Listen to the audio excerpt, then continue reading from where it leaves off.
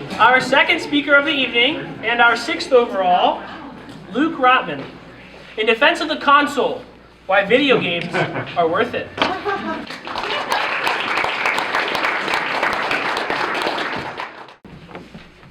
You stare down at your child, age 5. He is sick, deathly so, dying of a disease that kills millions every year. Cancer is ripping across his body, killing cells and destroying his body so that it's hard for him to keep breathing. A tube needs to be down his throat to be able to help him with eating. His cries are still able to come out, and he doesn't stop. His raw and ragged screams heard echoing around the blue and green walls of the hospital room. You hold the child, rocking him softly as he screams, wanting only minutes of release to rest your weary eyes, and you pray to God for a release from the crying. And he gives you a miracle.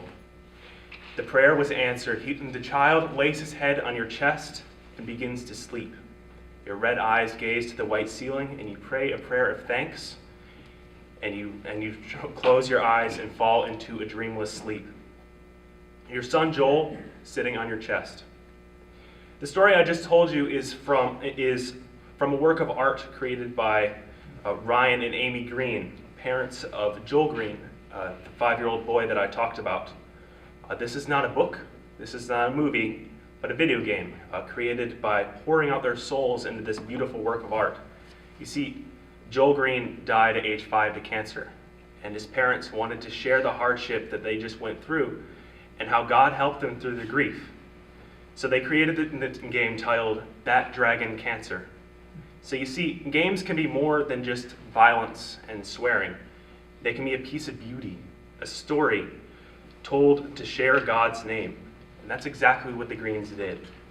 Since the 1980s, video games have been entwined with our culture, starting with the classic Pong all the way up to modern classics such as Minecraft and Grand Theft Auto 5. Video games have been a source of stress relief and social gathering. Video games have become much more popular in the 90s and early 2000s because of brand new technology that have offered easy access to gaming right in your own home, the home console. With the introduction of the home console, everyone had access to mostly affordable playing. With this modern revolution came leaps and bounds in new technology, with better graphics, online multiplayer, and newer, deeper, more powerful stories, such as the one that I shared recently. Developers also began to put negative content in many of their games, and parents and lawmakers began to notice this. Thus began the long search to correlate violence and video games with real-world violence. Along the way, numerous studies have been taken on video games with both cognitive and social interactions. There have been law cases trying to shut down video games, all of which up to this point have failed. The world is changing, and video games are changing with it. Entertainment has been around for millennia, with each generation adding and changing pieces of it. The first known book was written in about 2100 BC, being the Epic of Gilgamesh. Since then, writing has swelled, being used for entertainment and intellectual stimulation. 1888 marks the year of the first movie. And like the creation of the novel, has sparked the dawn of even more entertainment. Movies have changed our culture and added new insight and creation. In the 1970s, another item was added onto the Entertainment Hall of Fame: video games. Video games have changed the entertainment scene by adding themes and ideas that were unable to be told by previous mediums. Even more than this, they opened the scene to new studies, which shows positive correlations with mental applications to video games. More than this, there's the art aspect of video games that is positive, as it allows us to have a new understanding of art, its themes, and its meanings. Because of the cognitive benefits, the artistic aspects, and the social benefits of games, video games should be accepted into our society despite their shortcomings. Art can be simply described as modes of expression that use skill or imagination in the creation of aesthetic objects or experiences that can be shared with others. This is from the Encyclopedia Britannica. Art passes through time, and it changes and molds with culture. Vincent van Gogh painted The Starry Night in 1899, while Pierre Mondrian created compositions with red, blue, and yellow. Each of these pieces are highly regarded as masterpieces. The former is composed of blue and white and yellow squiggles, haphazardly painted onto a canvas, while the latter is in prime colors, each in boxes. Art has become something of a marvel, with the collective whole deciding on what it is and what it will become. In some cases, it does not become realized until long after its creation, with Van Gogh being a perfect example of this. But art is not a one-size-fits-all creation. For one, the splatter paint style of Jackson Pollock could be a gorgeous display of beauty, while another could find it chaotic and frustrating. Art has formed and grown with age, with branching to multiple mediums with maturity. Painting, sculptures, movies, each of these have been slowly accepted under the branching classification of art.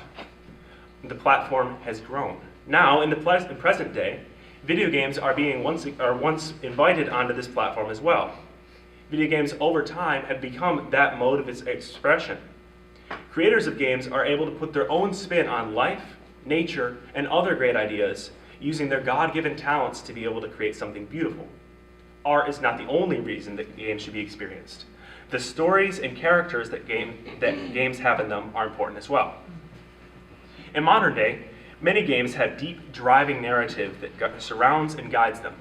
A good example of this would be the 2018 title, Red Dead Redemption 2.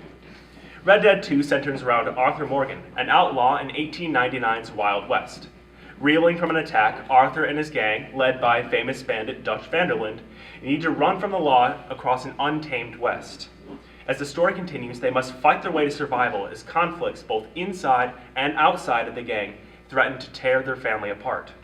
Red Dead 2 deals with many different themes, from love to death, from redemption to peace. The player must watch Arthur as he slowly repents of his many sins and tries to live a good life. The game uses many of the above-mentioned characteristics of art classification, such as use of skill to create environments and experience. Video games such as these are perfect examples of why our modern society needs to accept games as art. The experiences that they bring with them, while not always perfect, can be life-changing. The narrative in these games are intertwined with the art aspect. Art speaks to the soul, and narrative does the same. Storytelling is a medium that we all understand. There's a different type of learning that's understood in storytelling. Each of us have a story imprinted on our hearts, the gospel story, the best and truest story, and each of us are drawn to stories that mimic that one. Of course, the characters obviously aren't the same. The backdrop is definitely different, but the themes, the deep driving narrative, the good versus evil aspect, brings us back to that one true story. We, as creatures of God, can look to the creation that we make ourselves and match it. This is one reason why games are so important. We can take truths from them and pull them out and apply them to our own lives. For example, in Arthur's case, he's a sinner, and he knows this. So he works in a path of redemption, trying to fix his life step by step, but isn't able to do it. He can only be saved and redeemed through Christ's cleansing blood. We can look at Arthur's life and take out truths to apply them to our own. It is one of the best aspects of having strong narratives in gaming. A further reason why games should be accepted and used in our society is for the cognitive and social benefits in games. To begin, it's necessary to discuss the cognitive aspect of video games. For decades, games have been noticed to have cognitive benefits to the player. As far as 1987, games were noticed to have a positive benefit on the brain. A study was done by Jane E. Clark and several of her associates and was performed to test possible reaction times benefiting from possible video games of the current time period, such as Donkey Kong and Pac-Man. After intensive study, it was shown that games do, in fact, improve reaction times. This is certainly not the only test that was done, and much more followed a study done by Clark and her crew. Multiple studies have taken place since then and have shown that video games can help with improved visual contrast sensitivity, improved spatial attention, helping to overcome dyslexia, improvements in job-related skills and hand-eye coordination, just to name a few. These are skills that will help you in the real world and will be useful for decades to come. These benefit across the entire body, from the brain and the mind to the hands. The skills that are taken from video games, learning great ideas and themes, while spending quality time with friends, and all helping to shape your mind and body. A study in recent years showed the difference between Luminosity, a website composed of specially created brain games, and Portal 2, a puzzle game designed for entertainment. When comparing the use of the brain while playing Portal versus using Luminosity, the study at Florida State University found out that the brain was more in use when playing Portal. The brain is learning faster and better playing a fun video game. Arapahoe Community College said this in their paper on the study. Portal 2 is not an isolated case either. According to the American Psychology Association, gameplay has an effect on cognitive function by strengthening a player's spatial navigation, reasoning, memory, and perception. In a paper published by their journal American Psychologist, researchers found that players of first and third person shooters developed an improved ability to think about objects in 3 dimensions, a useful trait for students engaged in STEM-related fields. Children who played strategic role-playing games were found to have improved problem-solving skills and benefited from increased creativity regardless of the type of game they played. Another set of studies found out that the gamers who played action games from within 5 to 15 hours each week were able to pick out more details in cluttered environments, and on average were better at keeping track of multiple objects, 6 versus the average of 3, and multitasking with increased speed while maintaining accuracy. This proves even more so that we need to keep games and encourage games to students because of the massive brain boost that they can give. Another reason why to encourage video games is because of the social benefits. According to a 2011 study, 70% of gamers on a regular basis play with friends. This can mean not only real-life acquaintances, but friends met online through gaming. Beyond an appreciation of the art in games and the cognitive benefits, one can achieve lifelong relationships and strengthen current friendships around games. Gaming is a great activity to be able to sit down and spend time with the person that you are playing with, either as an opponent or an ally. Many people have met other players that will become lifelong friends over gaming. Over 56% of players will participate in games with friends weekly, according to a study by the Entertainment Software Association. This means that over half of the gamers that are playing games are spending time with their friends. This also means that the common myth of gamers being 40-year-old men sitting in their mother's basement is just false. It means that gamers are 40-year-old men sitting together with their mother's basement. Yeah. Now, the joke is there, but the facts are as well. Gaming is a great way to create relationships and strengthen those friendships. Youth of the modern age are finding it harder and harder to find common ground and are pulled apart. The phone is becoming more and more of a distraction from life, and the piece of technology that was supposed to bring us together is now pulling us apart. Now, with mobile gaming like Clash of Clans and Call of Duty, other mobile games can help bring us together and create strong social environments, solidifying a strong reason to keep video games as a positive force in our society. Like all arguments, there is an opposing side. This is the same thing while dealing with the subject of video games. Some may say that video games are highly addictive and therefore should not be partaken in, and that the negative content in these games should be avoided at all costs. Well, those are valid arguments. There is, of course, an answer to them. Proverbs 25:16 says, "If you have found honey, eat only enough for you, lest you have your fill of it and vomit it." The same case applies to video games. They are a good thing, but should be used in moderation. Small amounts of, say, wine is good, but too much can lead to alcoholism. Video games are, again, the same way. Too much is not a good thing, but in small doses, there can be much good coming out of them. This leads to the next point, negative content. It is no secret that video games have a rather dark side to them. Many games have violence and language that can pop up in them, marring the otherwise beautiful story that was created. However, this is not always the case. Many games that do have negatives, but there are a large number that do not. Take, for example, the title that I shared at the beginning of this speech, That Dragon Cancer.